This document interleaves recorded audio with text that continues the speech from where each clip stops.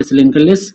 Here I will be discussing the basics of linked list, the disadvantage of arrays, complete linked list concept, arrays, and advantages of linked list, as well as we'll have a small discussion on arrays versus linked list, and then we'll go through all these topics like applications where we can use these linked lists, and a small definition, and then how to design nodes in the linked list, and the types of linked lists. This is one of the important topic.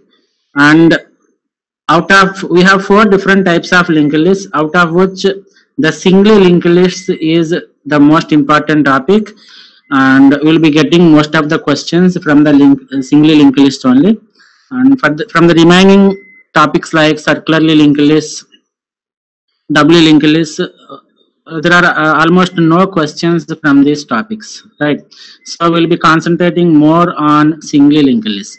And remember, whenever you come across a question like linked list, you can by default take it as a single linked list.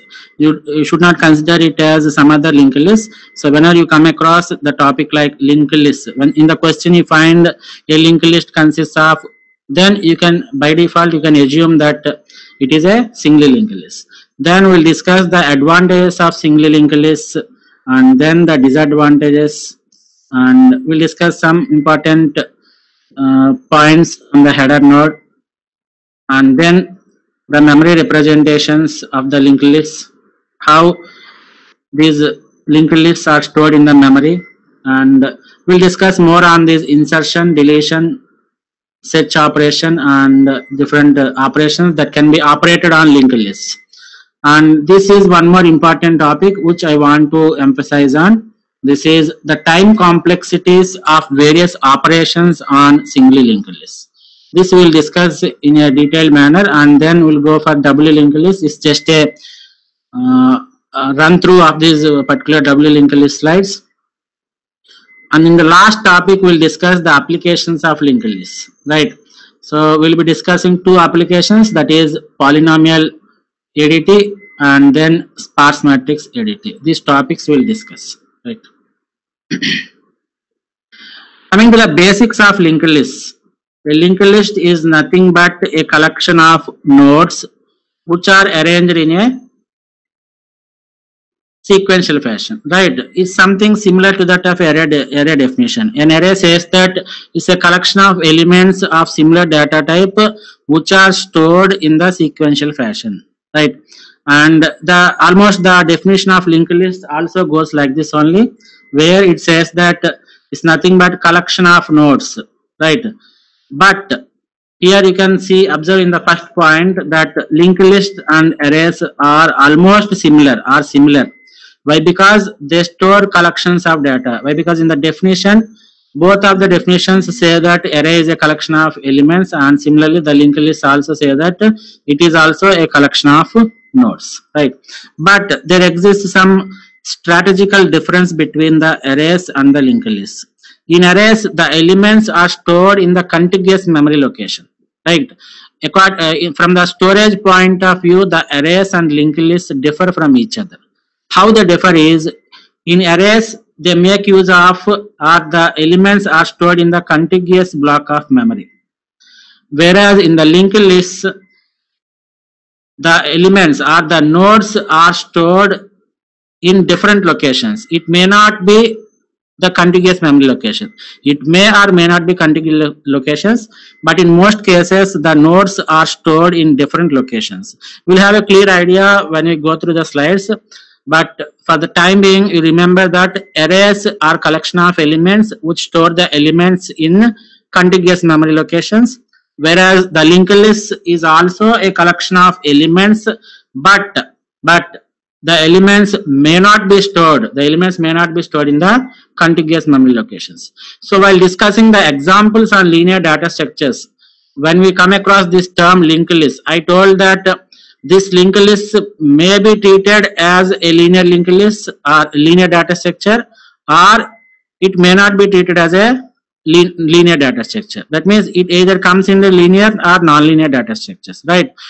This is how, for example, if I say that it's a linear data structure, I have given the definition that the storage and accessing of the elements will be done in a sequential fashion, right?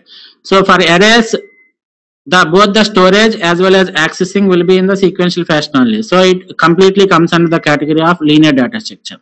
For example, if you take linked lists, I am saying that the linked lists may not be stored, the nodes that are present in the linked list may not be stored in the contiguous memory location. That means from the storage point of view, they are not linear. But while accessing the nodes or while accessing the data from the linked list, they are linear in fashion. So storage point of view, they are non-linear, but accessing point of view, they are linear. That's the reason why there is an ambiguity in the linked list, whether they can be treated as the linear data structures or the non-linear data structures. But as I told that in most cases, not in most cases, almost 100%, we can treat these linked lists as a linear data structure, right? Why? Because we need to push this particular data structure into some of the category. Either it can be linear or non-linear. That's the reason why we are pushing this into the linear data structure, right?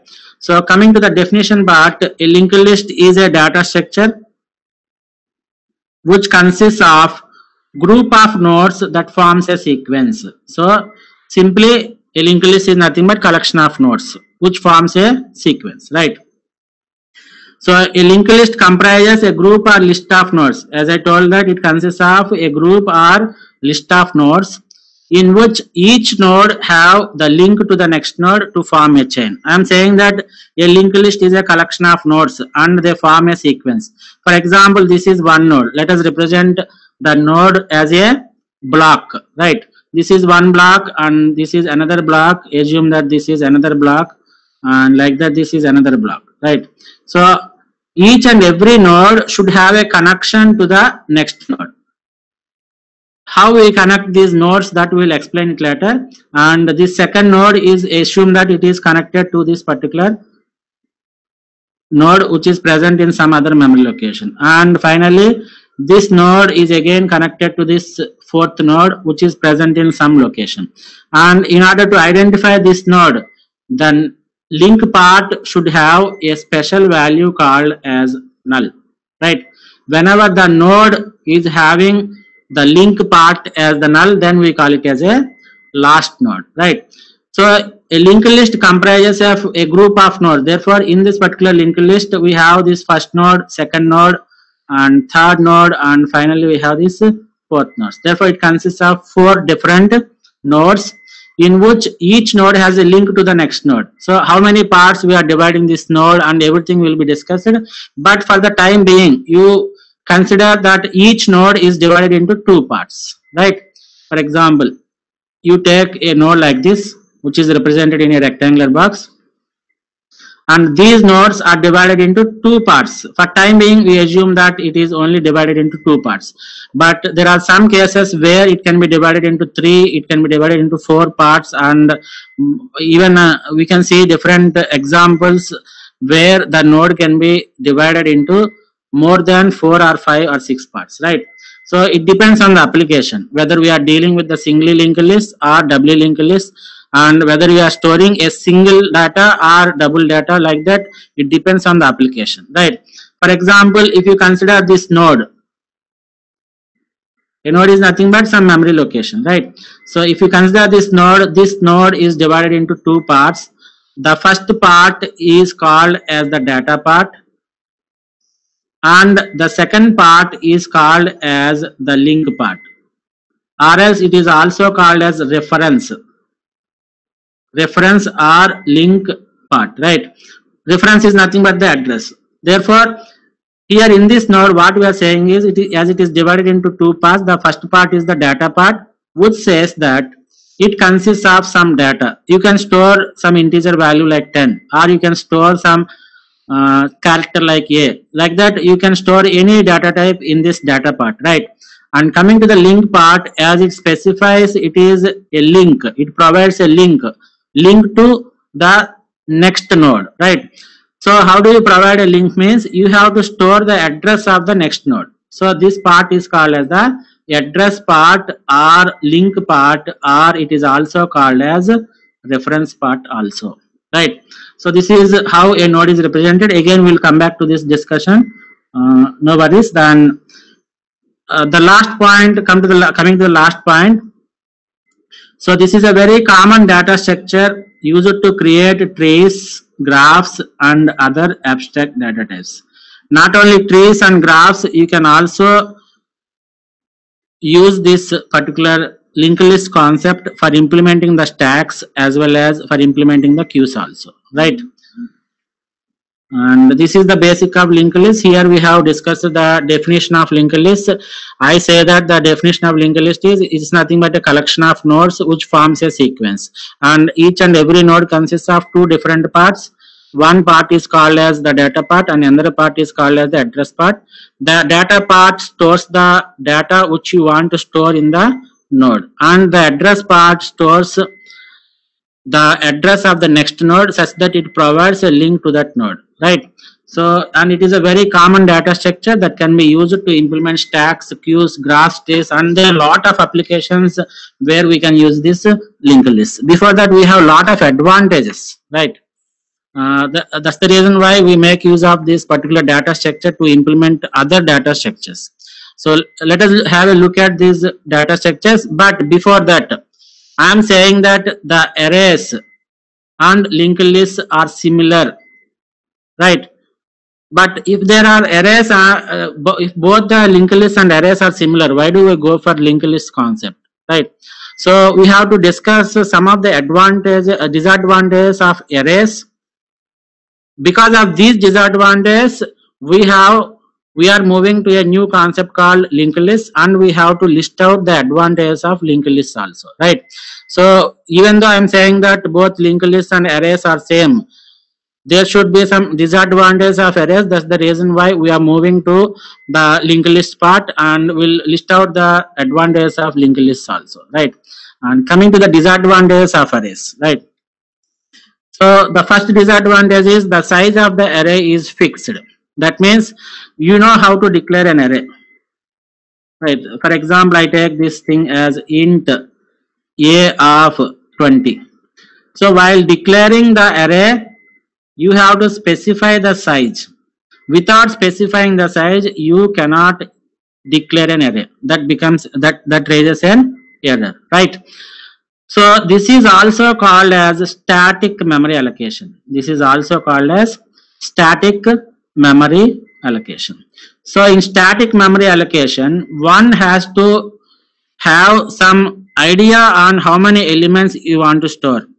Without any prior knowledge of how many elements you want to store, you cannot make use of the static memory allocation. For example, if you consider a class of 50 students, you know that the strength of the class is not more than 50 students, right?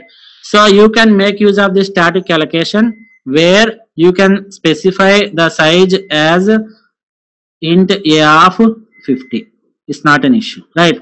You can have less number of elements. Less than 50, you can have any number of elements. For example, if you take this particular example, how much memory will be allocated? This array is capable of storing 50 elements, and each element is having 4 bytes. Therefore 200 bytes of memory will be allocated, and that too in a contiguous manner, right? For example, after declaring and after allocating 200 bytes, assume that you have filled this array with only 20 elements. Only 20 elements you have filled, right? So how much memory it has taken? It is nothing but 20 into 4, that is 80 bytes, and the remaining 120 bytes will be wasted. So there will be wastage of memory in case of arrays, or in case of static memory allocation we have wastage of memory. And one more disadvantage is you cannot increase the size of the elements, or you cannot increase the size of the array whenever you want to do so, right? For example, assume that you assumed that the size of the class cannot go more than 50 students. That's why you have declared the array size as A of 50. But assume that there are some lateral entry people, like 5 students have entered into our class in the second year. You cannot increase the size of this array. What you have to do is you have to again go to this declaration part and you have to make it as some 60 like that. Other than that, you cannot make it in a dynamic fashion, or you cannot increase or decrease the size in a dynamic fashion. So arrays are static and they have some fixed size, and because of that fixed size, and most of the time we are using a very few elements that are declared, therefore there will be a lot of wastage of memory. So here you can observe that most of the time there are just 20 to 30% of elements in the array, and 70% of the space in the array is really wasted, right? So the first point you have to remember is the disadvantage of array is it is static, and the second point is since it is static, the size is fixed, you cannot increase or decrease the size in a dynamic fashion. And the third point is there is a lot of wastage of memory. Okay, so those are the three disadvantages, and the next disadvantage which I am going to discuss is inserting and deleting the elements in the middle of the array. In general, for example, you take this array, right? Let me take the size as some 1, 2, 3, 4, 5, 7, right? You have declared the array as int a of 7, and assume that you have the elements like this 10, 20, 30, 40 like this. In general, insertion of elements will be done from this location, right? From this location. That means if you want to insert 50, you will insert 50 here. If you want to insert 60, you will insert 60 here. So insertion is done is just a single operation. Therefore, the time complexity is treated as big O of 1, right? One operation is treated as whether it can be any comparison or whether it can be a multiplication or division, like that. If you consider one operation is treated as one calculation, that's the reason why the complexity is big O of 1. For example, if you want to insert 70, you just access this sixth location and you insert it, right? So it requires only big O of 1. So insertion into an array will be done at the end of the array only. So if you insert the element at the end of the array, the time complexity is big O of 1, right? For example, let me take one more example and assume that I want to insert 15 between these two elements, 10 and 20. I want to insert 15, right? So what I have to do to insert 15, I have to vacate this location. After 10, whatever element is there, I have to vacate it. Vacate means you have to create an empty location. Empty location creation means you cannot simply delete this element. What you have to do, this element should be present in the array. That's the reason why what I am suggesting is you move this element to this location. If you move this element to this location, you have to move this element to the next location. Similarly, 40 should be moved from to 50th location, 50 to 60, 60 to 70, and 70 to this empty location. Here you have created one gap, right? Here it will be 20, and then it will be 30, and it is 40, 60, and 70, right? This is 50, and this is 60, and this is 70, right? So here there is a gap, and in the gap you can insert the element. Simple, right? It's not that simple. Insertion in the middle takes one operation to insert, that is one time period, and you have to move n-1 elements or remaining elements which are present after the new element, like 20, 30, 40, 50, 60, 70. So we have to move almost 6 elements to its right position. You have to move 6 elements to its right position. Therefore, this one operation plus this 6 operation, which is equal to 7 operations, right? So if you have n different elements, you have to make n different operations. So in such case, the time complexity becomes big O of n. So inserting an element almost takes big O of n. Inserting is very simple. Like if you want to insert at the end of the array, it is very simple and it takes only big O of 1.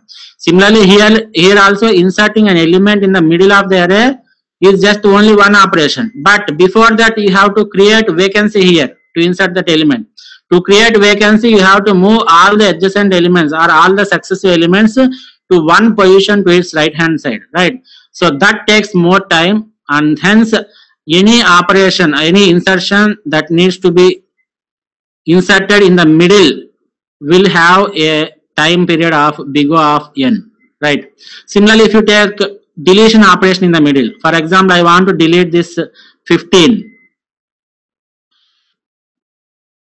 Then what happens? Here you have a vacant position. You cannot have vacancy in between the elements. That's the main rule you have to follow in the arrays.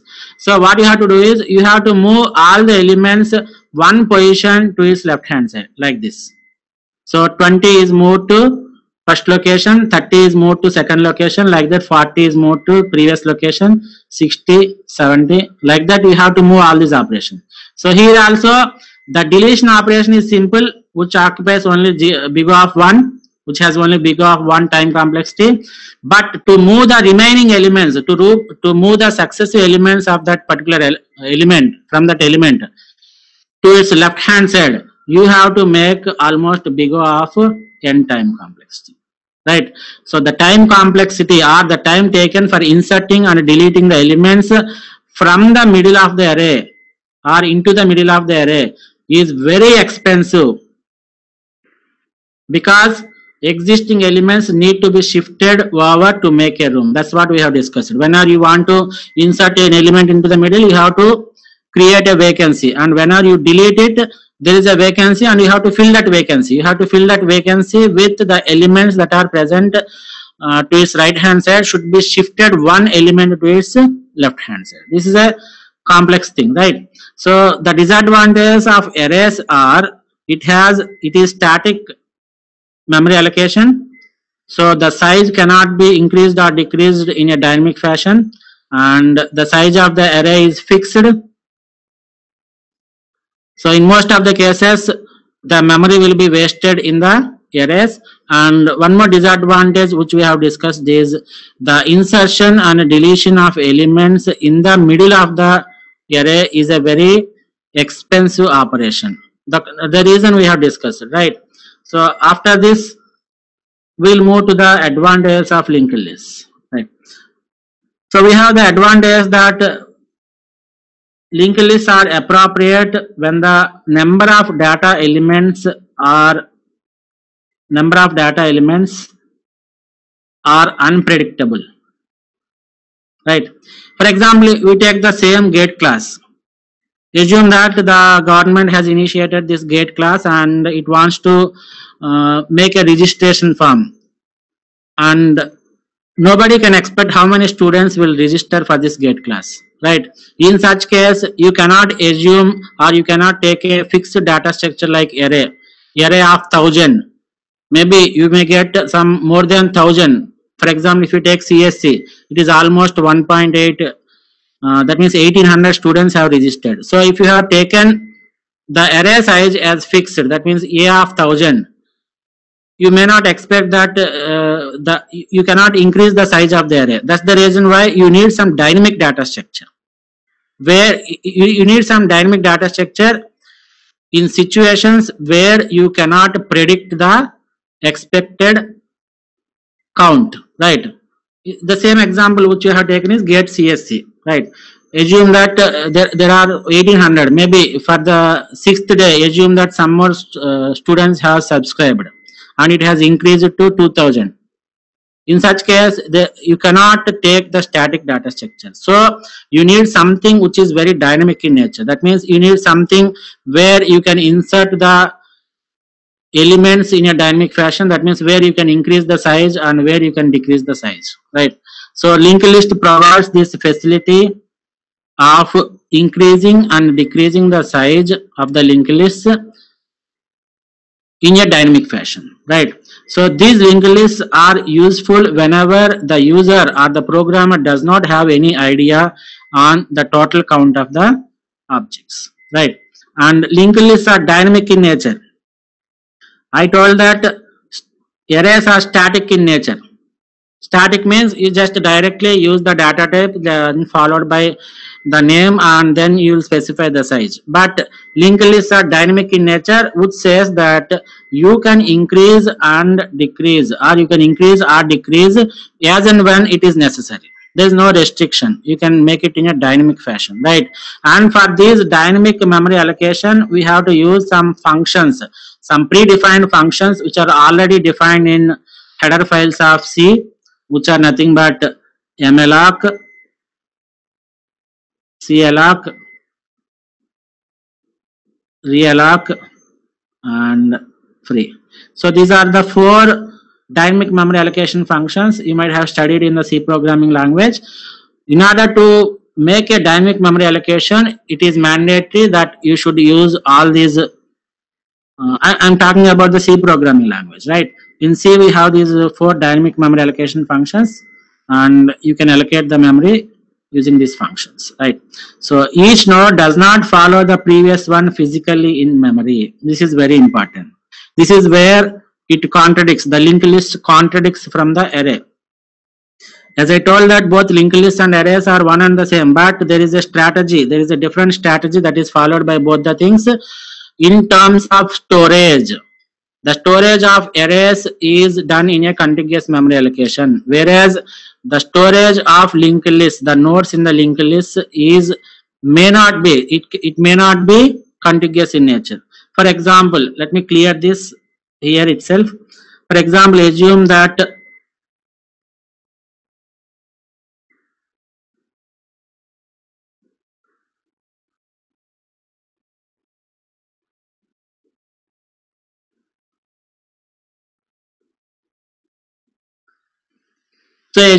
the entire white space is some memory locations, and assume that it is divided into number of blocks, right? For example, if you create a first node, assume that the node is created or the compiler finds that the 100th memory location is vacant. This is the base address, 100 is vacant, right? Here the memory will be created. If you create another node, assume that some other location, like some 1050. The compiler has found that the 1050 location is vacant, and then it will allocate the memory. So this is the first node, just for understanding purpose. This is the second node, and you create one more node. It has created the node at 500 location, and you create one more node. It has created at 1400 location, right? So this is third node and this is fourth node. But these nodes form a sequence. That is the definition of the linked list. A linked list is a collection of nodes that may not be stored in the contiguous memory location, but they form a sequence. How they form a sequence means the address of this node, the second node, is stored here. That's why it is called as address part or link part. So it indirectly creates a pointer like this, a link like this. Similarly, I want to connect this second node with the third node. What you have to do, you want to link this second node with third node. How can you create a link? That is, you make the address part of the second node to store the address of the third node. The address of third node is 500. So what you will do, you will just store the address of 500 here. So it creates a node link like this. Now I want to link the third node and the fourth node. What is the address of fourth node? It's nothing but 1400. So you have to store that value 1400 inside this third node, right? Here the node will be created. And finally, you want to make this last node, this fourth node, as the last node of the linked list, right? What you have to do, this address part should have a special value which is called as null value. Therefore, there is no link here to the next node. So this is how a linked list is created. You can observe here that the first node is stored in location 100, and the second node is allocated memory at 1050, and the third node address is 500, and the fourth node is 1400. So the storage of the nodes in a linked list is not linear. Whereas if you want to access these elements, for example, assume that data 10 is stored here and 20 is stored in the second node and 30 is stored in the third node and 40 is stored in the fourth node, right? In such case, for example, if you want to access these elements, right, first you have to start with the first node only. And one more thing you have to remember here is, how can you identify this, that this node which is situated in 100th location is the first node? How can you identify that this node is the first node? There exists a concept called as header node. Header node, which consists of only one part, that is nothing but the address part, and the starting address or the base address of the first node is stored inside this header. So what is the base address of this first node, which is nothing but 100. Therefore 100 is stored in header node. So for every linked list implementation, you should have a special node which is called as header node. We'll discuss the importance of header node. The importance is nothing but this header node will store the address of the first node such that you can identify that this particular node is the starting node, right? So this is the starting node.